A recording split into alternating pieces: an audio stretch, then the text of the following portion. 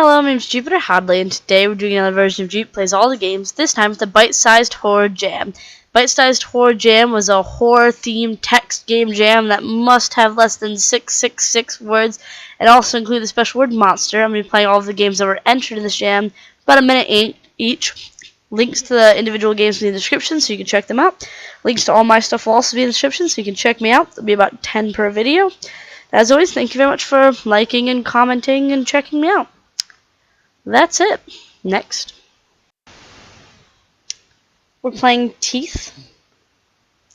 A pulse burrows through your slumber, growing sharper. You struggle to remain wrapped in your dreamscape womb, or perhaps you let it slip away. The sharpness lingers. Open your eyes.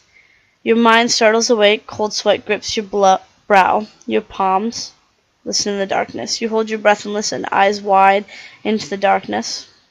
It's nothing, you exhale. Nod stinging in your gums forces you out of bed. You claw your way through the lightless night towards the door. Catch on the switch. Your fingertips summons a blinding light. You squint as your eyes adjust. Sink. Take a sip from the faucet. You spit out a trickle of fresh blood into the sink. A lone tooth teeters on the pispin of the drain. Opening wide for the mirror, you find the weeping gap, and your mouth springs another crimson leak.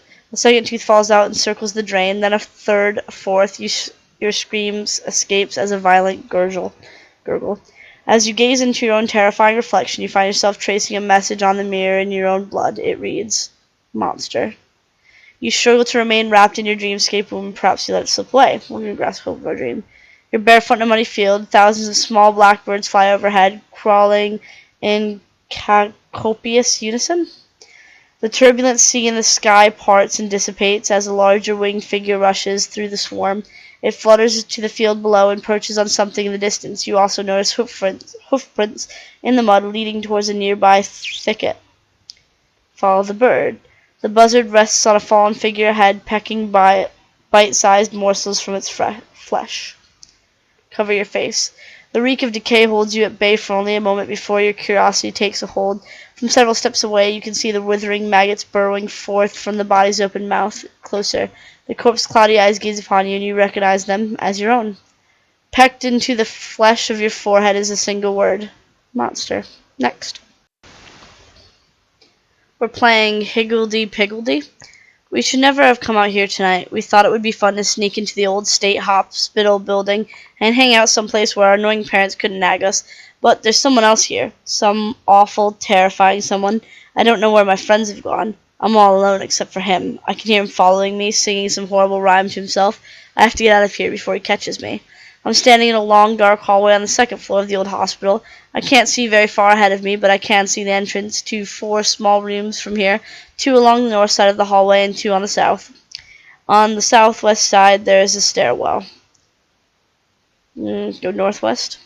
Hear the monster coming closer. There is still an old hospital bed in this room. It's dilapidated and smells bad. Higgly Piggly Boo, I'm coming to get you. Higgly Piggly Bee, you won't get away from me.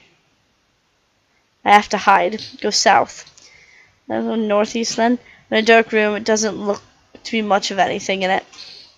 Southwest, in a dark room, doesn't look much to be anything in it. Faint shafts of moonlight fall through a dirty window. We'll check the window. Window's barred. Go northeast. In a dark room, doesn't look much of anything. A large room to the north and a smaller one to the south. Go to the north. The large room is where my friends and I were before we got separated. There's an electric lantern and some junk food left in here. Now I have a lantern. Go south. Go west.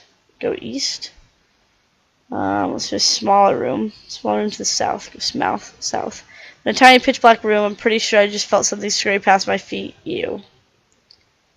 I'm standing in a long dark hallway on the second floor of the hospital. I can't see very far ahead of me, but I can see the entrance to 4 small rooms from here. 2 along the north side of the hallway and 2 to the south. 1 on the south side. There also is a stairwell. Let's go to the stairwell. I'm on the first floor, standing in a long hallway. Go to the stairwell. Oh no, next. We're playing Untidy. Damn, you cannot find your scissors and the art project is due tomorrow. Brother usually has a pair. Go visit Brother. You're standing outside of Brother's bedroom. His door is bland. He usually doesn't decorate much. Knock. You knock. Are you in there, Brother? No response. The brat, he must be out. Enter. You slowly peer inside. Brother is not there. The floor is a mess. Boys will be boys, I suppose, although brother usually tries to be a bit tighter than the others. Alright, time to find the scissors. Look in the desk. Just scraps of paper with weird symbols. No scissors in here. Bookshelf. Brother tends to lean on the bookish side. He reads some strange books. Monsters of the Deep, Lovecraft, The Tale of the Twin-Headed Man. There are, however, no scissors here. Look on the floor. Paper and scraps of food litter the floor. Piles of dirty old clothes are strewn everywhere, creating an intricate maze for you to maneuver. You swear there is a pile half the size of you. Even his swivel chair is missing a wheel, and lies toppled on the floor like a passed-out drunkard. A cursory look reveals no scissors unless they're under the clothes, then you don't want them anyway.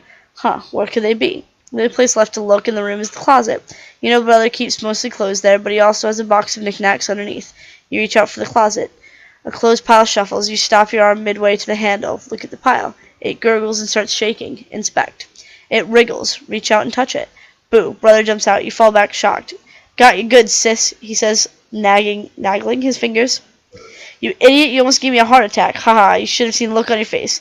Give him a stern glare. Stand up and tidy your clothes. Don't do that again, you murmur. No promises, he says, grinning. Oh, by the way, where are Mom and Dad? They should be at Aunt Peggy's to help, you state. Great, he interrupts, smiling. He grabs the jacket and stumbles out of the door. Give an exasperated sigh. Head out to follow him when you remember the scissors. Go to the closet. The closet door tries to avoid your gaze. Grab the door handle. The handle is uncomfortably cold. Pull open the door. Inside you find the remains of brother. He hangs from hooks on the ceiling, his skin stripped away from him. He has distinctive cuts everywhere. He is still alive. He is making gurgly noises. His eyes are wide with horror. They stare directly behind you. Turn around. You see something deforming. You wake up in your closet. You catch glimpses of yourself staggering away. Next. We're playing Worst Thing. The Worst Thing. Time passes. A voice from within you speaks. Tell me. Who do you care about more than anyone else? Your mom, your dad, your brother, your sister, your wife, your husband, your son, your daughter, your boyfriend, your girlfriend, yourself. This is quite deep.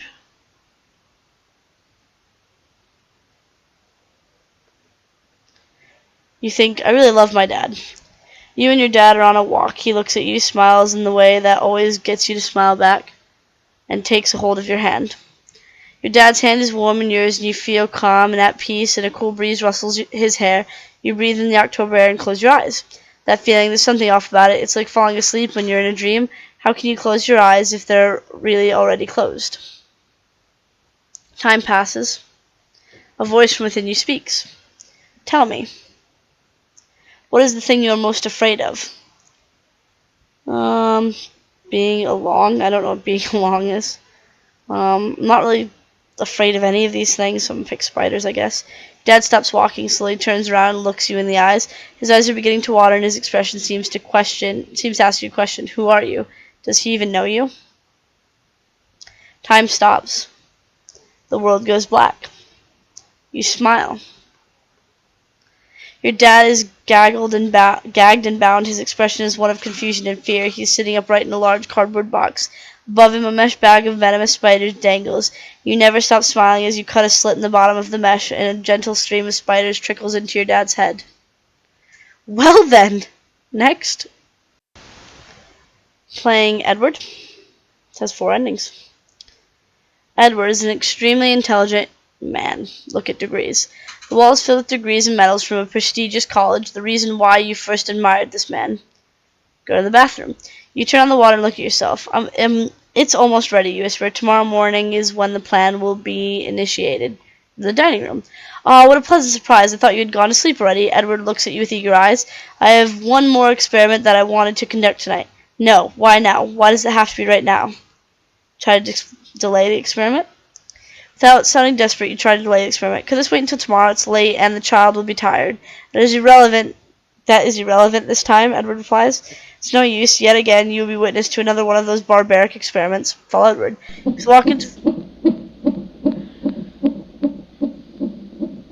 You both walk into the room. The child sees Edward. Knowing the consequences for making noise, he begins to breathe heavily, trying his best not to squeal. He can't keep little sounds from the bottom of his throat from slipping out. Edward readies himself with utensils. Test number 17, as always. Please be ready to write the results. Proceed with the experiment. You can't risk losing it all now. You proceed with the experiment. We have a big day tomorrow. Get some rest, Edward says, acting as if he just was a day job. Go to sleep. Couldn't sleep all night. Everything is in place, but you are so nervous. You have the tapes, you have the documents, you have the evidence. Heart is beating much faster than it should. Encounter Edward. Good morning, Edward says cheerfully. How could this monster act like he's done nothing wrong? How could he not see the families he has destroyed? Suddenly the urge of anger comes upon you. Proceed with the plan. You cast your anger aside to focus on the bigger picture. Edward is about to take a shower, the only time he doesn't have his gun. Your heart is pounding like mad. Inject the drug. Right as he is about to enter the shower, you kick the door down, run up, and inject the yellow fluid between his neck and shoulder. He punches you, but you got enough in to paralyze him. It doesn't take long before he's out cold. Call the police. Quickly call the police and provide the evidence, putting faith in the justice system. Don't know what he did, but he'll probably get caught if they had kids involved. Next. We're playing Tastes Like Home. I take a single shambling step forward. But the weird thing is I don't remember telling my legs to move, yet somehow they continue to move forward. I can hear the bones in my ankles crack and my knees pop, but I feel nothing. From the decaying tips of my toes to the peeling skin on my scalp, I am without feeling. Am I dying? No, I can't be dying. That implies I'm alive, and I can't be alive. My lungs just fell out of my chest 2 steps ago. So what does this mean? Am I dead? Am I dead? I take another step forward. I can't be dead. I'm walking.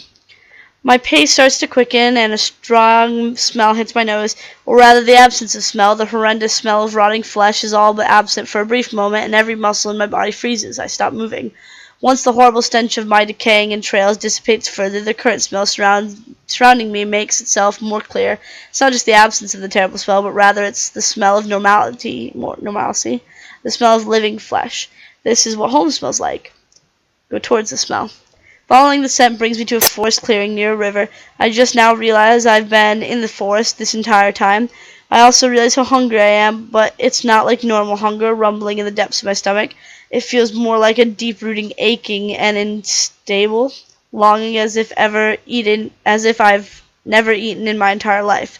As I get close to the smell, I find a small camp.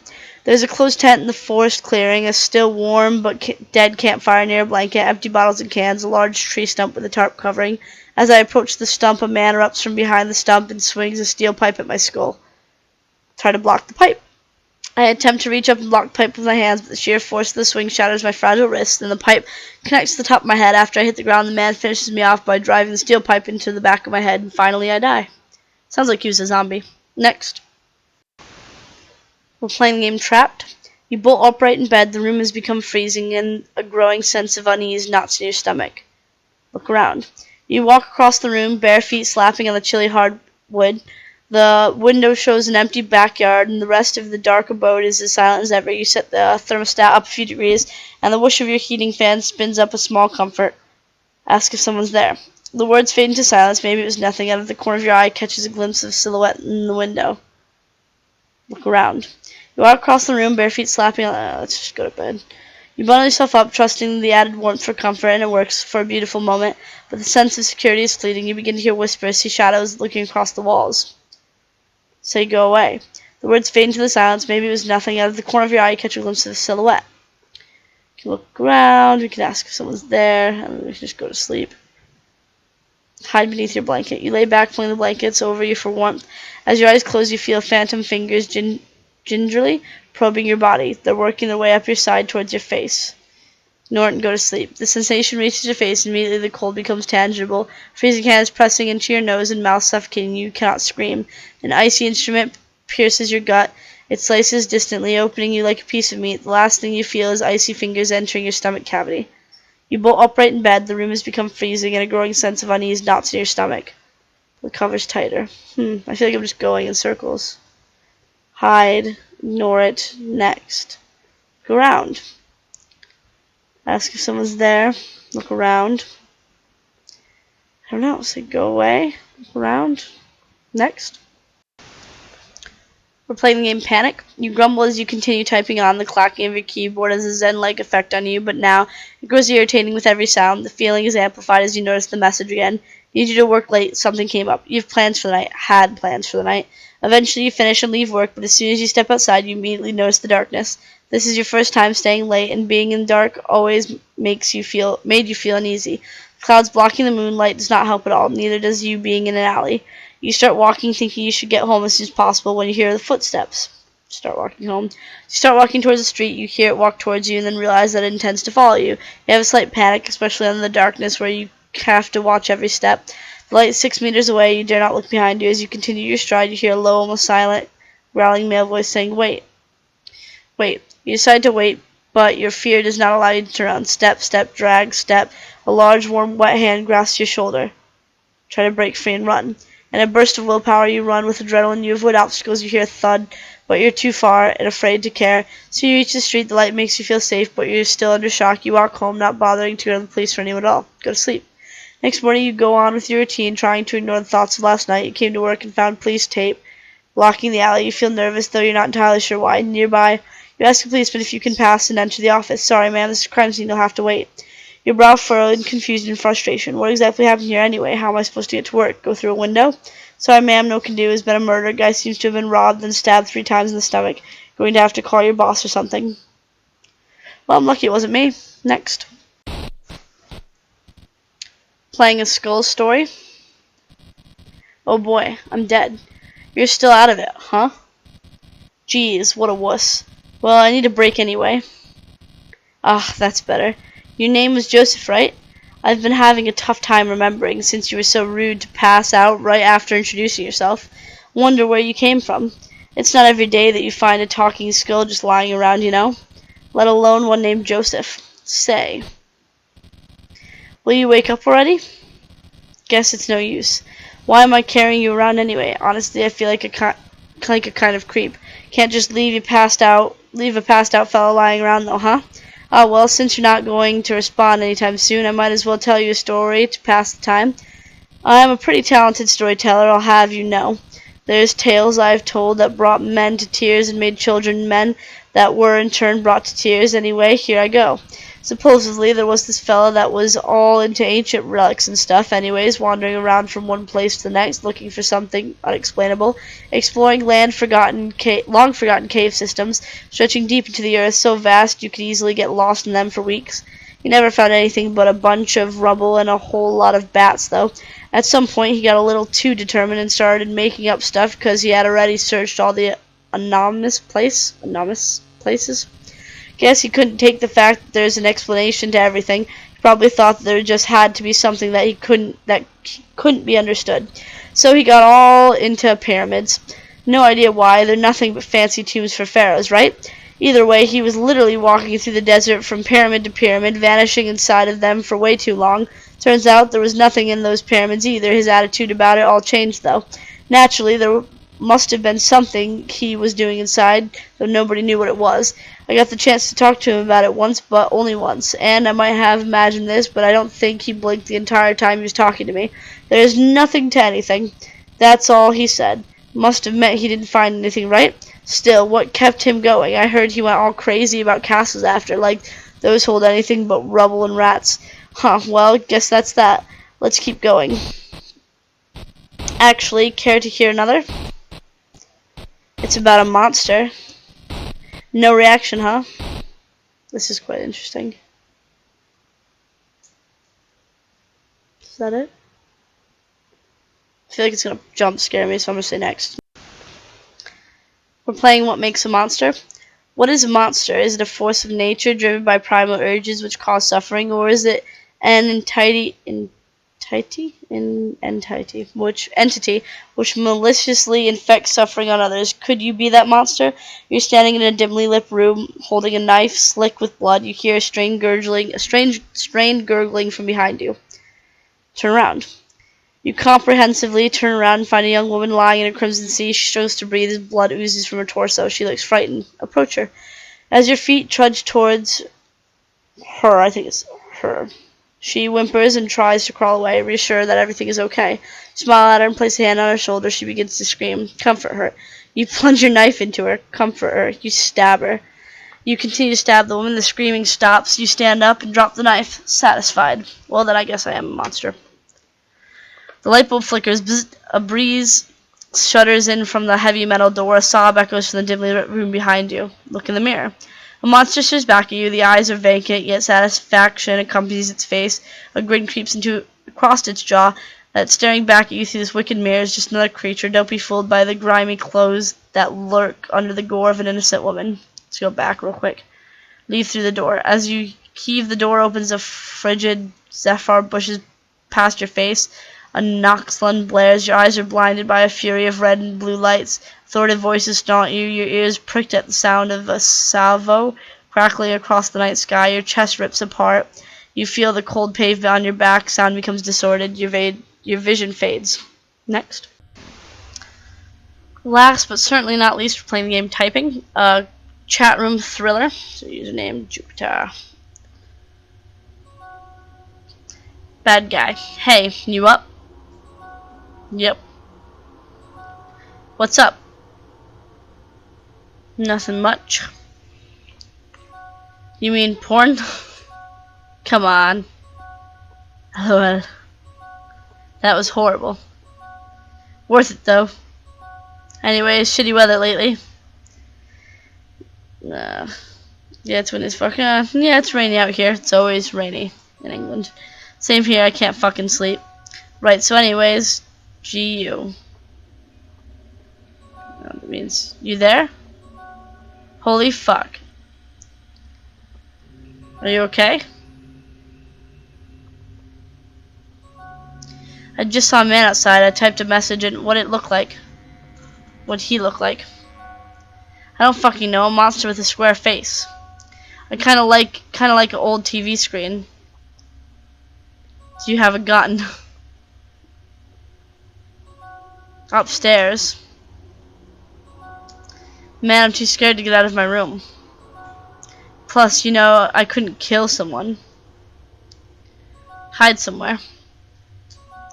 Right, I'm going for the closet. Talk to you when clear. That's scary. Anyway, feel free to check out some of the games, and thank you so much for watching these videos. That's about it. What is he gonna ask me though? Of course. Can I come over tomorrow night? Sure. Next? Well, not next. Bye!